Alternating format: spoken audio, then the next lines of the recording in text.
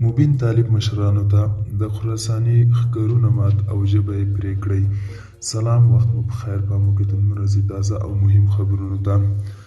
په جنرال مبین خان د طالبانو مشهور مبلغ چې څه موده وړاندې له زندانه خوشي شو، د بل مشهور طالب مبلغ عبدالحمید خراساني پر 4م واده او د واده په ګرمو مراسمو سختې نیوکې کړې دي.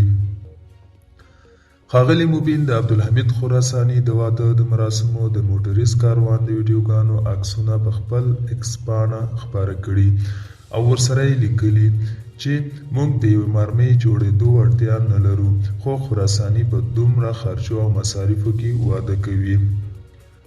په جنرال مبین مشهور دغه طالب مبلغ له نورو طالب مشرانو غوښتي چې د عبدالحمید خراساني د فعالیتونو مخه ونیسي، ژبه یې پرې کړي او ښکرونه یې ور مات کړي.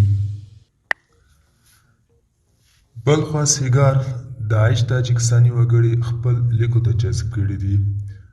د افغانستان د بیا رغونې لپاره د امریکا سرمفتش دفتر یا سیګار وایي چې داعش ډلې د تاجکستان په شمول د منځنۍ اسیا هیوادونو ځینې وګړي خپل لیکو ته جذب کړي دي.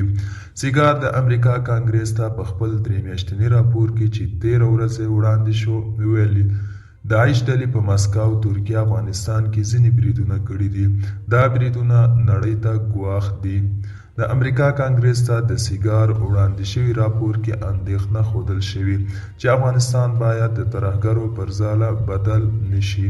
دوستانو، دا د نن ورځې چمتو کړي خبرونه تر بیا هم په الله سپارم. ښې چارې کوه.